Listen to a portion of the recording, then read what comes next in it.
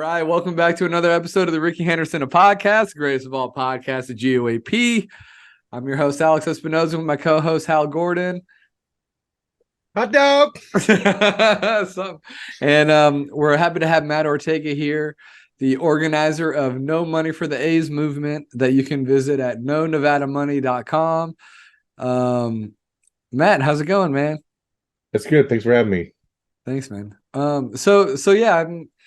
I know it's been a wild couple of, a few weeks for A's fans with the news, and they went from one binding agreement to another one that happened this week. But can you just tell people kind of what your aim is with this website, nonevadamoney.com, what were you trying to achieve with that? Yeah. So when the first land agreement hit, I think a lot of people kind of immediately went to, and I was one of those people as well. I was like, oh, they're gone. Yeah, it's over. There's nothing we can do. I was in that Twitter Spaces Hal had hosted, where everyone was just kind of like, just a group session and everything. But I work in politics, and so my next instinct was to try to organize something. Just talking to folks, it seemed like our one best shot was to try to convince Las Vegans that whatever the A's are offering them is not a good deal. And I think I started to see that with some of the kind of anecdotal evidence I'd seen with people from Las Vegas on social media being like, I don't want any public money for this, or I don't want the A's, I want an expansion team.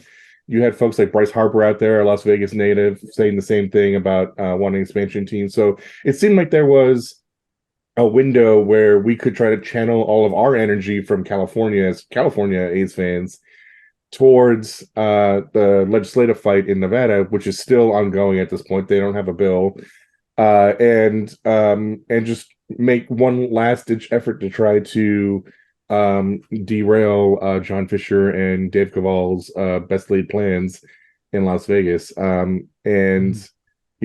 As of right now, I kind of feel like it could go either way. It seems like every other day the A's kind of do another bumbling move that just really reinforces that they're not an ownership that I think people in Nevada want to import, but we'll see. Legislatures often act differently from their constituents, and so we're gonna have to see how it shakes out. Yeah, for sure. Awesome. So Matt, I know that you just said you were in politics, and I've been to the website. It immediately sort of shows, call your representative, if you're in Las Vegas, call these people and that people. Can you just tell us a little bit of background about kind of political movements you've led before, and also tell us just about Matt. Tell us about your A's fandom too. Yeah, your A's fandom. Yeah. Sure. I'll go back to the beginning. So I remember going to the Coliseum. I lived in Hayward growing up until I was about 12, and we used to do the Little League games, the Little League sponsored games at the Coliseum, where we all get to put our uniform on and walk around the stadium and sit in the upper deck. My family, we only went to so many games growing up. It was kind of hard. There was a lot of kids. There's 4 of us. My mom was sick at one point. In the late 80s, early 90s. We spent a lot of time, me and my brothers, with my grandmother in Oakland, watching a lot of A's games at her house, and, just reading every baseball magazine we could think of, playing baseball in the backyard. Baseball was really kind of our like lifeblood growing up.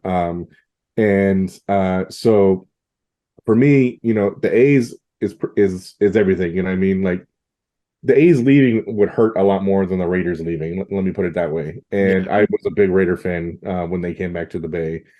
But for me, I went to school out of state. So during the early 2000s run, I wasn't able to go to any of those playoff games. I sent my older brother, who was his birthday is the first week of October, so I sent him to a lot of ALDS games over those years. I worked on my first political campaign when the A's made it to the ALCS, so I was working 14-hour days at the time. It was impossible to go to a game.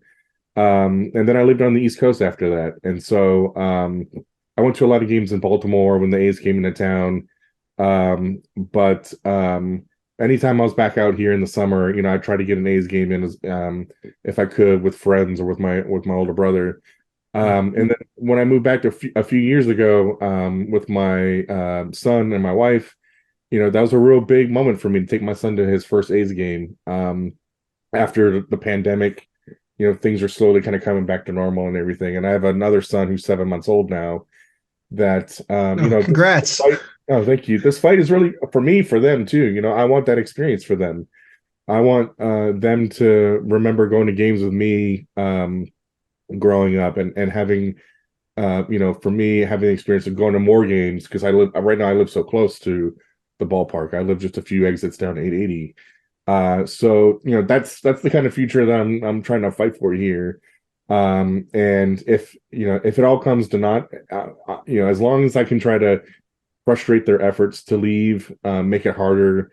You know, I think just A's Twitter in general has really done a very good job of kind of pushing back on the fans are to blame narrative that has been hanging around for so long. I think a lot of people, as relocation became more real, um, you know, understanding John Fisher and his treatment of the A's and his stewardship of the franchise has become more in focus, and so it's kind of opened a lot of eyes for people that, you know, A's fans, despite all of the trades and star players leaving in free agency and lack of payroll and all that stuff, you know, there's a really close knit, tight community here that you don't find anywhere else. And um, if anything, it's nice to see that, you know, other fan bases, people who are not, you know, part of this Oakland fan community, see that and kind of understand that there's like a tragedy in that if the A's leave. Yeah, that's what I've noticed is like whenever, especially the visiting broadcast, everybody's talking about how like, damn, like this Oakland baseball is dying and it's at the hands of John Fisher. Um, but I kind of want to like focus on like this latest quote unquote binding agreement that the A's, their second binding agreement in a month or whatever. You know, they're proposing like, yeah, the ballpark's going to draw 2.5 million fans, but if you do the math, even if they sold out, it'd still be 2.4 million fans. So it's like, where is that? You know, it just doesn't make sense. And they want $175 million from, let's see, GLPI, that is Gaming and Leisure Properties Incorporated, who have reached an agreement with Bally's to essentially, you know, give 9 acres for free to the A's at the Tropicana site in Vegas. Do you guys feel like this is it? Like this is the actual, like, I feel like they've found a desperate partner in Bally's too, because, you know, they're defaulting on their regional sports payments. It's like maybe they found a deal with the devil with somebody who really is desperate, you know? Do you guys think like this is it for Vegas, or is this just another one of the Peralta plans, you know? You know, for me, there's a lot of questions that don't make sense. You know, they're only getting 9 acres off that 36-acre plot of land. Yeah. And I think everyone instantly believed, like, oh, they'll be on that northwest corner that's facing all of the casinos on the strip. And Bally's is like, no, you get the armpit, you know, in the southeast corner that is away from the strip. Facing the And airport, yeah. yeah, that's closest to the airport. And you know, they talk about wanting to do a retractable roof, and you know, Brody Brazil did a really kind of deep dive into a lot of the ballparks out there, and like having a retractable roof requires more than just the ballpark space, you know, because the roof has to go somewhere when it's open, and it's really hard to see how they fit a retractable roof on 9 acres. And that's unclear. You know, it's the thing that's really been kind of confusing to me is how they've gone from 55 acres and they were going to be like landlords of retail, housing, hotels, all the way down to 9 acres, and they virtually don't own anything. They don't own the ballpark, they don't own the land. The public will own the park. They'll be renting the land for 10 plus million a year for 50 years. It just really kind of makes me question like what's going on with Fisher, that he's so desperate that it's just like a ballpark, any ballpark. I don't care. Just give me a ballpark. You know, that makes my mind wander a little bit and kind of figure out, you know, what's the deal here. Yeah. Yeah, there's a lot of parts of it that that don't make sense. The lot sizes is nuts. I it's so jarring to go from from we need to have a baseball village, we need to make this like the Battery in Atlanta, or any of these other huge deals where they get to develop all this land, and now the A's are just looking for this tiny little strip of land uh, that they won't own, and all these other things. I what's going to happen here, I think, is that when we finally get this bill, there's going to be a lot of people talking about how this money, this money that is going to pay off these bonds, this money is money that would only exist if the A's come here. So, there's no new taxes being added. It's fine. And it's just not what it's not really that truthful. I think one of the best ways to think about it is one of the things that the tax district would likely capture, one of the taxes, is like whatever taxes on payroll that the state or county would have collected. And that will be going to, which normally would go towards, healthcare or unemployment or whatever. That's just going to go towards, basically paying John Fisher back for building the stadium. Well, it'll be going to pay for bonds that were sold specifically to build the stadium that John Fisher didn't have to pay for at all. And the way to think about this is those employees, the unemployment rate in Las Vegas is not huge. It's under 6%. It's higher than it is in the Bay Area, but that's a pretty low unemployment rate. All those employees that are going to be working at the A's, they would have had other jobs, or they would have had a different job, and they would have paid taxes on that income, or the payroll taxes, and that would have gone to Clark County, and that would have gone to Las Vegas.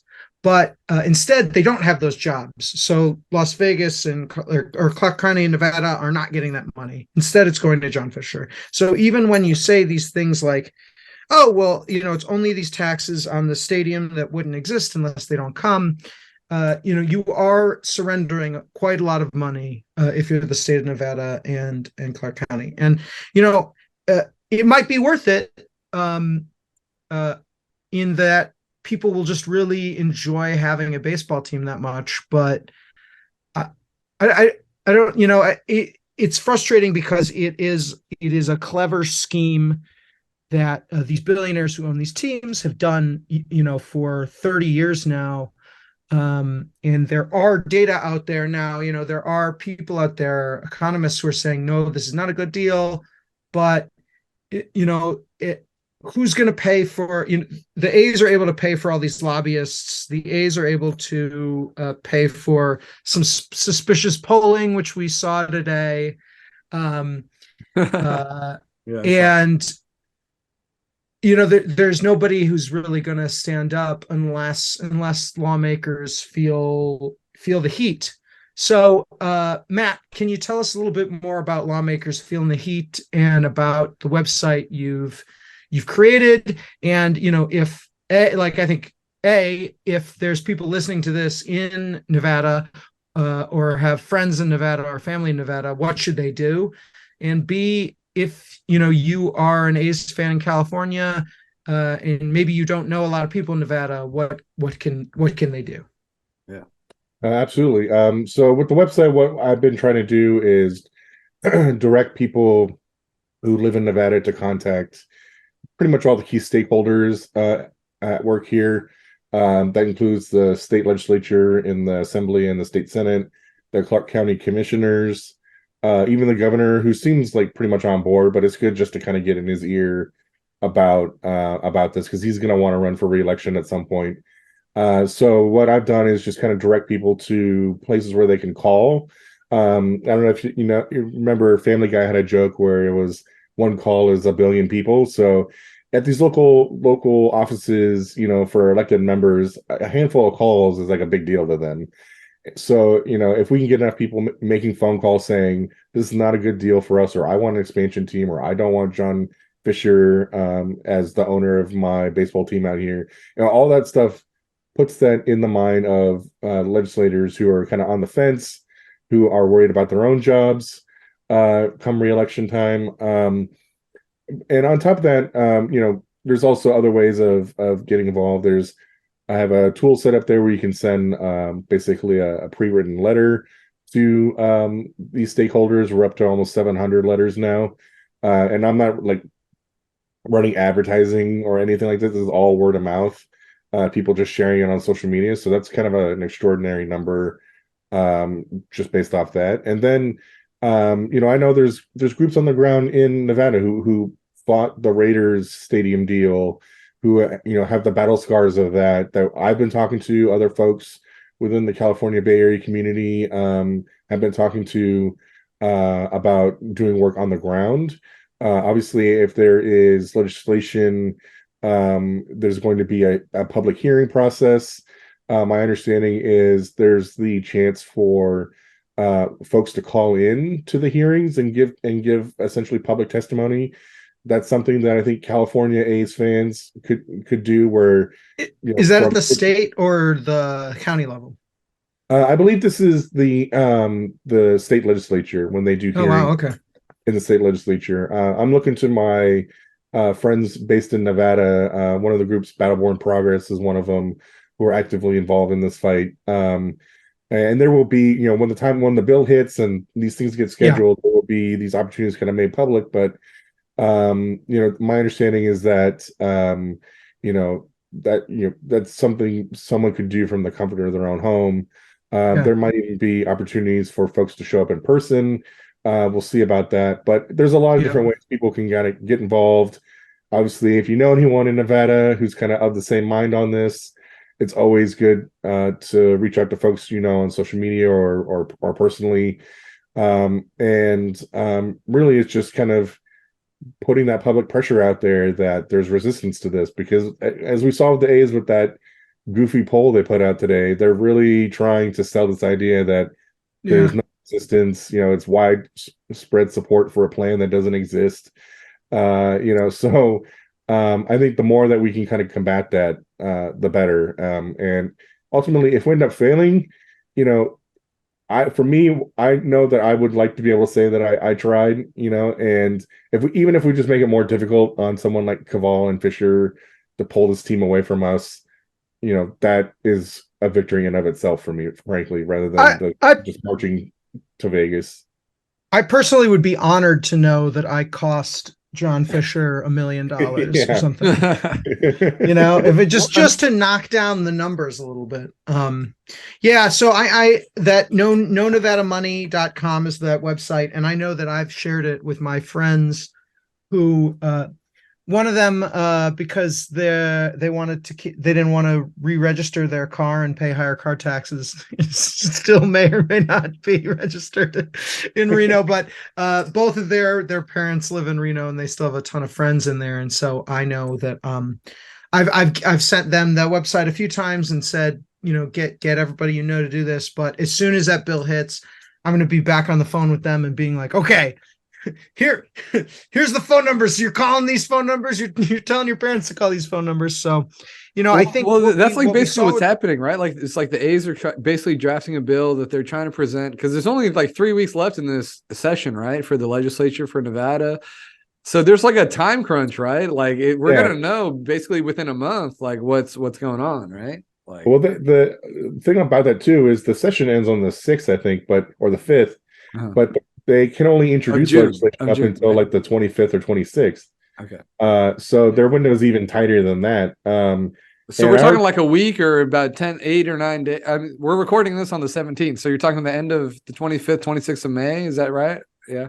Yeah. And so this could drift into a special session. It sounded like, based on what I saw online from the governor about some other priorities that are being held up as well, that a special session sounds like it could entirely be on the way.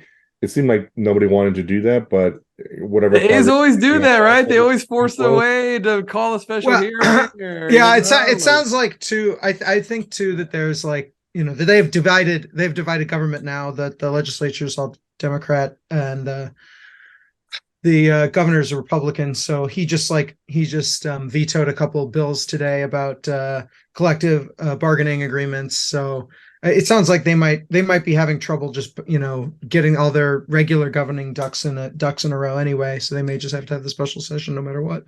But is when that still hits, true to think like they greenlight stuff faster than California. That's still like a thing, right? Like oh yeah, definitely. I don't know if you've noticed that they have not submitted an EIR in Nevada because they don't have to, because it doesn't exist. Yeah.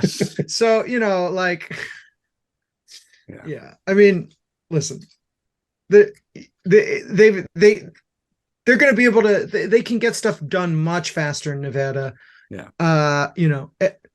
As someone who always hates these NIMBYs and people who are just like, oh, let's slow down the process. We have to have more process. Right now, I'm like, where are you, NIMBYs? Right when I need you. No, slow Nevada down the NIMBYs. process. No Nevada NIMBYs. But yeah, it's going to be a lot faster there. But yeah, I think that'd be exciting if there's public comment that's available in the state during committees. If not, maybe we can still organize a bunch of people to drive up to Carson City, because that's not that far from the Bay, just to cause a ruckus or something. We'll see. But there definitely will be public comment at the Clark County level, which will be the next vote after the state. Yeah. So what are the next steps? Like what should we keep our eye on? Like what's the next things happening? Yeah. What should we keep our eye on, Matt? Well, so obviously the bill drop, whenever that happens, we've been hearing it's coming soon. We heard it was going to be here last week, end of last week, this Monday. So everyone's waiting with bated breath on that. Once that passes, my understanding, or once that is introduced, there's going to be public hearings in different in the committees within the state legislature. Obviously, it has to pass both chambers. I believe when the Raiders did this, they went through the Clark County angle first and then the state legislature. This way, my understanding is that the state legislature is taking the lead. Clark County has to sign off on it. And then basically, if there's any issues between the state legislatures, they're going to have to kind of sort out differences, and it goes to the governor. But a lot of that stuff all hinges upon seeing the bill when that lands, a special session being called for it, or as part of a larger legislative need on their end. So yeah, the next few weeks are going to be pretty critical for Oakland baseball, for the future of the A's. And I know I'm constantly checking my Twitter list for A's related ballpark news or Nevada Independent. They've been on top. Yeah. Yeah. They really have been. Yeah. Well, I'm trying to do the math of how much money that John Fisher is asking for. So it's like 400 million just for whatever, and then they get the plot of land. I read it's like basically comes out to about 180 million, because it's 20 million a year over 9 years or something like that. And then the other 175 they're getting from the GPL or whatever. So I'm looking at it's like $825 million in handouts or something in that neighborhood. They're looking. That's pretty wild. Or like, I don't know, maybe my math is off, but it's like 700-800 million they're looking at handoffs. Like, yeah. I'll also point out too, that it's crazy. I think their plan is going to be something like take that land, which is like worth $180 million, give it to the state.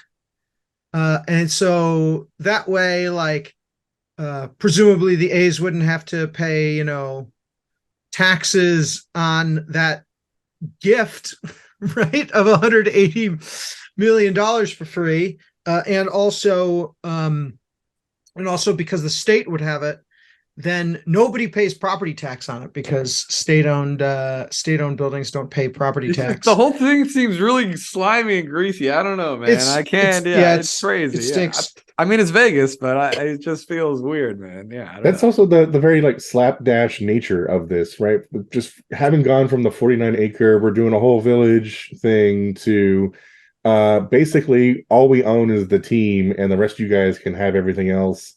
You know, it's just, And we'll still try to do it. We're still trying to do it. Yeah, as long as you give us 400 million, we'll do it. Yeah, it just makes me wonder, like, you know, has the Gap stock gone down so much in the last few years that John Fisher is just like, just let me play baseball somewhere in a new ballpark anywhere. I don't care what the details are anymore. I just want a ballpark.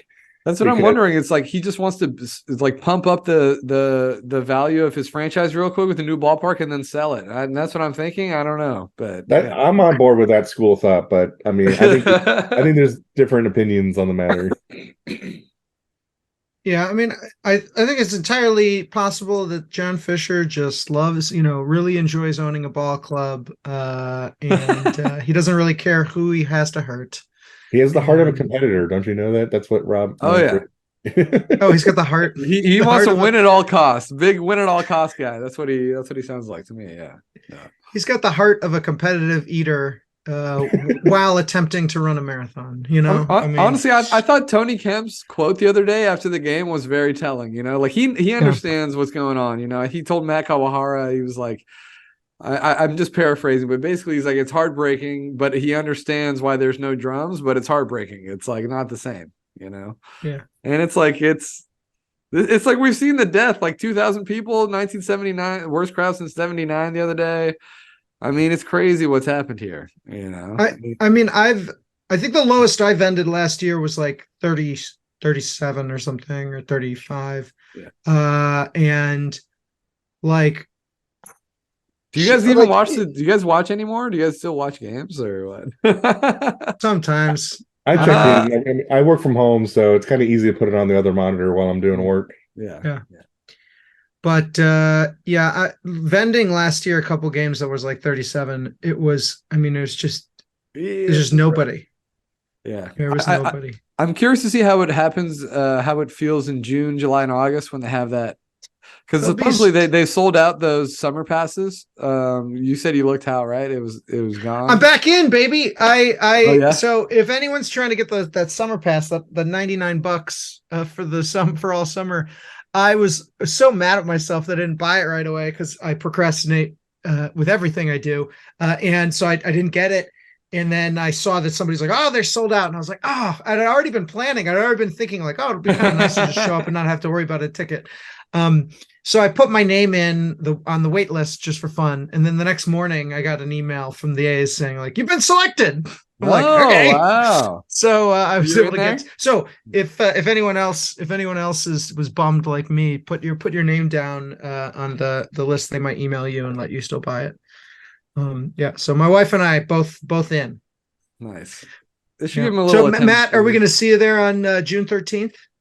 I'm thinking about it. I definitely, once the first news of the land deal landed in April, I was kind of team not another dollar, but for June 13th, I think I might make an exception for that. Oh yeah, every dollar you spend, I mean, listen, this whatever, but like, every dollar you spend, in fact, I think it's just a fuck you to John Fisher, and just bring a sandwich, don't buy any food. Yeah. Well, I might see if I can find a secondhand seller and get my ticket that way. So someone who had tickets gets the money rather than Fisher. Oh yeah. No, I think. I was gonna ask. Like, you keep saying bring a sandwich, but what about all your fellow hot dog vendors? You got to support the hot dog vendors. I was the only hot dog vendor. There's no longer any other hot dog vendors. Are you serious? Are there no more hot dog vendors anymore? Yeah, there's only me. There's other vendors. You buy a churro. There's only one how. You know what? Just hand $5 to a churro vendor. Don't buy a churro. Just hand him $5. All right. So Matt, if you could just give people like a call to action, or like if they want to make their voice heard, what's the best thing they could do? You think? Go to KnowNevadaMoney.com. There's different ways you can take action. Send a letter, call. And share the site especially with folks in Nevada, but on your favorite social media channels. really the biggest thing that's going to help here is just putting public pressure on all the elected officials who are going to be deciding this, and let them know that this is not an easy decision for them to make. There's people who don't want this to happen. Cool. And Matt, what's your favorite Coliseum memory? Oh man, that's a good one. What's funny, before my brother went to Chico State for college, he didn't drive yet. He was 18 but didn't drive yet. So we had to ride our bikes 11 miles to Dublin Bart and then take Bart to the game. It was like 2 days before he was supposed to go to school. And we had normally sat in the upper ring of the Coliseum growing up, but we had actually sprung for like seats behind the dugout for the first time ever during a day game. And it's been very hard for me to sit anywhere other than in that lower bowl now ever since then. But it was also the first game that we went to kind of as kids without anybody, and that's always one of my favorite memories. Just they played the Detroit Tigers that day and lost, but it was just a really great feeling to be at the ballpark when I normally wouldn't be there, at that place at that time. It feels close to be so close. Like it feels good to be so close to the game, like right there behind the dugout. It feels like a different experience. You see them walking back to the dugout after a strikeout, looking pissed, like all that stuff. Yeah. And it's funny when I've been to like Fenway and Baltimore and Nats Park and a bunch of other ballparks, and it's just coming back to the Coliseum. The memories, but also just it's always really, really weird feeling just how cavernous the Coliseum can feel compared to other ballparks. But that's part of its charm, you know what I mean? That's part of what makes it so unique and special these days. It's not like it's something you see anywhere else in the country. Yeah. Dude, I'm the feeling of like going to a game without your parents for the first time. It's cool. It's a cool feeling because it's like, it's like you're like, I remember going to a I always had to wait till my parents would be able to bring me. I could just show up. Oh, this is cool. This is cool. I remember the first time like taking Bart in middle school with a group of friends and going to the fireworks game. Oh my God. It was like pure freedom, dude. It was great. Yeah. It's so cool. Yeah. All right, Matt. Well, thank you so much, man. I know we got to run. I know you got dad duties and everything, but thank you so much. And thanks for organizing that, and good luck. We'll see. I mean, we'll probably know in the next few weeks what's going on. So and thanks for having me. I really appreciate it. And again, NoNevadaMoney.com. Let's put pressure on them. Awesome. Great. Thanks, Matt. All right. Thanks a lot to Matt Ortega for explaining his website, NoNevadaMoney.com. If you want to give Nevada legislatures an earful about why they shouldn't accept the A's. But Hal, you want to give us a rundown of kind of what happened this past week and the second quote unquote binding agreement that the A's have with Nevada? Yeah, but in the A's, I'm not sure exactly why. It could be because the people that they bought that they were going to buy the land from, like the Wild West, like don't have good relations with the culinary union. Or it could just be that they only, they were talking to the legislature and the legislature was saying 500 million. That's a lot. So yeah, but now it's 400. Hey, but I love when they say 395 like it's not 400 million. It's hey, like, 399 and 99 cents. Yeah. So we don't know. I mean, it really does feel like this is like a Calvin and Hobbes storyline once, where Calvin is he's like he realizes the night before a big report on bats is due, he starts asking his mom if they can go to the library, and it's like already 9 at night, and she's like, why? She's like, oh, I need to write this report. I haven't done it. So he just writes it on the bus to school, and he stands up in front of the class and he goes here's my report on bats. I've been working on this for months. The birds of the nighttime. And everyone goes, bats aren't birds, idiot. So, I just, it's just the whole thing. It's all crap. Man. It just seems so desperate and like it's. I mean, they are desperate, but I guess it seems pretty. I guess it does. But they got something. They got something that everybody wants, and we can complain all we want about that one sort of poll that they released, and obviously what was silly was that they polled. So if you look at it, they polled numerous aspects of the deal. It was like hundreds of Vegas residents, right? Whether or not they would like the A's. Well, yeah, 700 Las Vegas residents, yeah. And so they asked them about different parts about the deal, and of course, they did not ask them, what do you think about 490 or $390 million in public funding? Because I think that was would have part gotten of the survey, right? Yeah. That was not part of the survey. So, but we can complain about that all we want, but like, oh boy, there was still a lot of people who were excited about that ballpark. And, without we're there's not going to be anybody with huge amounts of money trying to fight this. And the A's are definitely going to spend, as many millions of dollars as they need to get it across the line. So, I think people are just going to hear, ooh, shiny ballpark. I like it. So I'm still whatever. You still thinking like, I mean, last time we talked, I think you were like over 90%. You think they're going to Vegas? You still kind of feel? Oh yeah. I'm it's still going to happen. Yeah. I think I'm still there. I mean, they're just whatever, but we'll see. You never know. You never know. Yeah.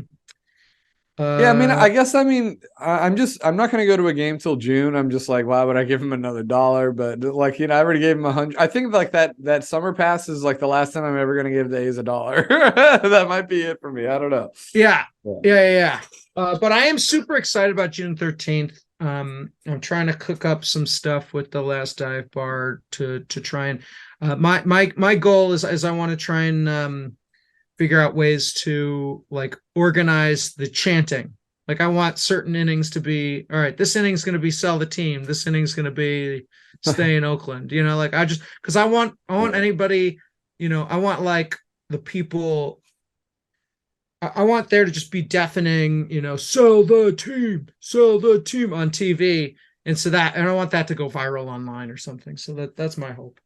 But yeah, I mean, I think that's their only chance. But at this point, I feel like it's gonna happen, and it just sucks. But it's like, I can't really stop. I mean, it's just more than I'm just as a baseball fan. It's just like the history of a franchise is just being killed. That's too bad. I really wish that Rob Manfred would make him sell to people who are willing to buy it for and keep them here. But yeah. Such is life. Anyway, the team's still terrible.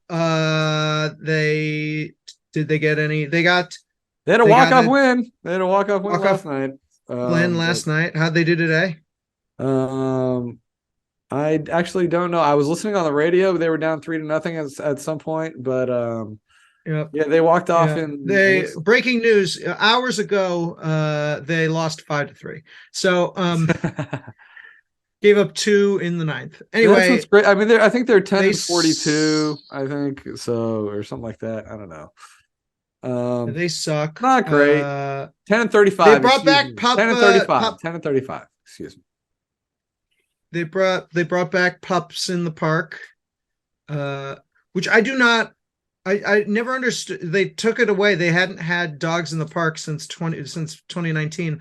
I had no idea why they hadn't. Obviously during COVID, fine, but I had no idea why last year they didn't have it. And like it just was like it just a continue like fuck you. They're just like not devoting any just effort. And then all of a sudden they're like, and now we're just gonna do it every Tuesday. Yeah, I think they're what? It's like now they're busting go from none to all of it. Okay, fine. Yeah. They're just like, fuck it. We'll try to get as much money out the door as we can. But I don't know, man. Yeah, so I mean, they got yeah. I mean, they have a minus 161 run differential. The next is like minus 54, or 66, excuse me. So, yeah, they're great. They're doing good. Brent Rooker. I mean, where do they even? They just like pick. Brent Rooker's a legit all-star. Waivers, huh? Yeah, I mean, he's not only is he a legit all-star, but like, if the season ended today, he'd get some votes for MVP. He'd get MVP votes. Yeah, it's crazy. Like first place, some people like he would get some first place MVP votes, I think. Yeah, because if they just did blind, I think he leads the league in but the season is long. The season is long, and there's a reason why they got him off waivers. I think they got him off waivers. So I mean, so clearly nobody saw this in it before. So call me a Brett Rooker skeptic. I mean, he was like college player of the year at Mississippi State back in the day. So like there is like this track record of him being sick, but we'll see. But I mean, damn, dude, it's kind of wild. They have like a top 10 hitter on their team out of nowhere. They could have had 2 top 10 hitters on their team. Dude, Murphy and Max Had they not Muncy traded and Matt Sean Chapman, Murphy, but- they're all killing it. Yeah. They're all doing great. But yeah, I got to go back. JJ Yeah. JJ Bleday, he said Vegas was cool. That's bullshit. I hear my dog's scratching at the door. I got to go hang out All with my right, dog. we gotta go hang out with your dog. Wait, you have Yeah. a dog? My mom. So I'm watching my mom. I'm watching my mom's dog. Yeah. All right, okay. Yeah. Well, without getting more into everybody's history, I think that was a good episode. NoNevadaMonday.com. See you next week for episode 70, and we'll have another exciting guest. We got to jazz it up. We got to be not so depressed. We got to be happy. All right, we'll have a very exciting. Well, I don't know. guest. Who knows? We'll probably just be talking about the finalized land deal. Maybe we'll have my dad on, and he can talk about my early career as a vendor. Yeah, we'll try to find another vendor who can talk about early Hal days. We'll track down a vendor from Comiskey or something. Yeah. Okay. Yeah. All right. Okay. All right. Well, yeah. I mean, honestly, now that the Warriors are done, I have a lot more free time. So I have to move out of my house the next couple of weeks. I have to figure that out, but I'm kind of getting some more free time. So I'm going to try to write more, do some more podcasts. So great. Yeah. All right. See ya. Thanks, Hal. See ya.